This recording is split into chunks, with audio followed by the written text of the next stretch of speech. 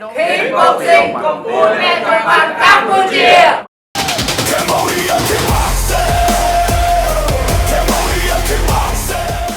ប្រិមត្តទូទាំងសេកជននេះគឺជាតំណែងគូឯកនៃសង្វៀន Kickboxing កម្ពុជាអ្នកចាំកម្ពុជារបស់ស្ថានីយទូរទស្សន៍កងយុទ្ធពលខេមរៈភូមិន្ទប៉ូលី5នៅរាត្រីថ្ងៃសុក្រនេះទូចដេវីតបាទសុខសប្បាយបាទបងវិតបាទทีมខ្លួនហៅឬនៅបាទធៀមហើយបាទអូយគាត់ថាហៅបងវិតយ៉ាងញញឹមតែម្ដងមកនិយាយទៀតអត់ទេបាទនិយាយអីទៀតបាទសួរនឹងឯងបាទយើងដឹងហើយណា poster ចេញហើយpromote ចេញហើយបាទហើយយើងមិនមែនជាការប្រកួតនៅសប្តាហ៍នេះទេតែថ្មីក្រោយនេះបាទយើងមកធ្វើការជំនួសខ្លួនជាមួយនឹងកីឡាករកម្ពុជាយើងណាបាទដោយសារកីឡាករកម្ពុជារបស់យើងមួយរូបគាត់មានបញ្ហាសុខភាពគាត់ដូរចេញដាក់ David វិញតែយ៉ាងណាការត្រៀមខ្លួនរបស់យើងគឺរួចរាល់ហើយមិនអញ្ចឹងទេបាទយ៉ាងណាដែលដល់ពេលមកជំនួសឲ្យប៉ះចំដៃគូចាស់ដែលធ្លាប់ឈ្នះយើងនេះបងយើងផ្លៃដែរបងលឹកខ្មាំងយកគាត់មកបានអញ្ចឹងបាទអញ្ចឹងមេក៏យកមកបានបាទអញនិយាយបានថាធ្លាប់ប៉ះគាត់កន្លងមកដែរបាទគាត់ល្អបងបាទល្អហើយបាទចង់បាទគាត់ល្អបាទបើធ្លាប់ប៉ះកីឡាករចិត្តនេះប្រហែលដងដែរខ្ញុំប៉ះគាត់2ដងបាទប្រកួតលើកយីស្អែកខ្លះខ្ញុំទី1ប្រកួត Kickboxing នៅប្រទេសចិនទី2គឺខ្លួនខ្មែរនៅខ្មែរលទ្ធផលចាញ់ក៏2ដងចាញ់ទាំងពីរតាំង Kickboxing នៅចិនក៏ចាញ់បាទលេខគុណខ្មែរនៅកម្ពុជារបស់យើងក៏ចាញ់បន្ទូគាត់ទៀតបាទឥឡូវនេះស្រាប់តែមានឱកាសក្នុងការសងសឹកនៅលើសង្វៀន Kickboxing ដំបូងបំផុតនៅក្នុងប្រទេសកម្ពុជារបស់យើងសង្ឃឹមតែអាចសងសឹកបានឬយ៉ាងណាដែរសម្រាប់ David ខ្ញុំជឿជាក់លើខ្លួនឯងថាខ្ញុំនឹងសងសឹកយកមកវិញឲ្យបានជំនាញហ្មងបាទ 100% 100% ដឹងតែក៏ក្រៅណាដឹងក្រៅបាទព្រោះថាបងប្អូនយើងច្រើនណាស់ចាំទស្សនានៃការប្រកួតរបស់យើងបាទលើកក្រេប Cambodia Sport បានតិចមើលបាទឲ្យយើងមានសំណើមយើបាទបំពេញចិត្តទឹកបានល្អណាអូខេឥឡូវមកមើលជាមួយកីឡាករចិនវិញនេះហ៎បាទមានឈ្មោះអី你叫什么名字？你叫什么名字？黄奇瑞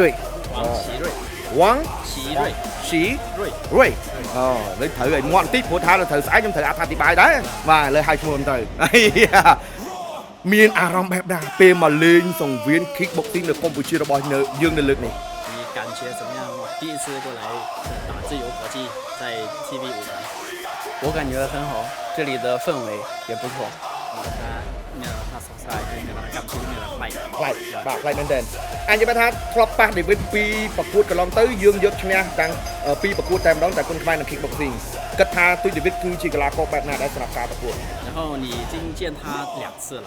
第一次打自由搏击在中国第2次也是打高年前但是你赢他2次了但是第3次你感觉怎么样你的对手他的打怎么样我的对手很强非常的硬他กីឡាករគាត់រឹង但是我更受益筹តែគាត់លើស David មកពិសោធន៍មួយជំហានអូលើ Kickboxing នៅមួយជំហានក៏ប៉ុន្តែស្គាល់ David គឺរឹងបាទតាំងល្អអូអញនិយាយថាជាគូប្រកួតដ៏ស័ក្តិសមសម្រាប់គាត់ដែរទេបាទ很合你的对手很合你是不是很合你打是不是就是打人家你跟他打是很合是不是អូបាទអញ្ចឹង David ណាគេទទួលស្គាល់សមត្ថភាពរបស់យើងដែរណាបាទក៏តែដូចយើងបានសួរគាត់មកអញ្ចឹងគ្រាន់តែគាត់ដើរ Kickboxing មួយជំហានមុនយើងអញ្ចឹងបានថាក៏ប៉ុន្តែសមត្ថភាពរបស់យើងអាចនិយាយថាកដំតសងគាត់អាចលេងជាមួយយើងបានបាទគិតថាមកលើកទី3នេះគាត់អាចនឹងបន្តទទួលបានជ័យជំនះទៅលើទូ David ទៀតឬយ៉ាងណា但是你想法第3次感觉怎么样能不能赢他我会拿出我最好的状态打出精彩的比赛ថាគាត់អាចនិយាយបានតែសំខាន់គាត់ប្រឹងអស់សមត្ថភាពបាទប្រឹងអស់សមត្ថភាពតែដៃគប់គាត់មិនអត់បាទមិនអត់ដែរអូខេបាទអញ្ចឹងបងប្អូនដឹងហើយណាបាទ David ចូលខ្លួនមកជំនួសមែនពិតក៏ប៉ុន្តែប៉ះដៃគូចាស់ធ្លាប់ស្គាល់គ្នា2ដងមកតែម្ដងតែលើកនេះ David មកកម្ពុជាណាបាទ Kickboxing ណាបាទខ្ញុំក៏បានសាផងគាត់ល្អដែរខ្ញុំបានហាត់រយៈពេល2សប្តាហ៍ដែរមួយចិនបាទអូខេចឹងចាំមើលថាតើសង្វៀន Kickboxing នៅថ្ងៃសុក្រសប្តាហ៍នេះរបស់ស្ថានីយទូរទស្សន៍ប៉ូលី5ក៏ក្រៅកម្រិតណាកុំភ្លេចចាប់ពីម៉ោង 7 យប់តទៅអូខេ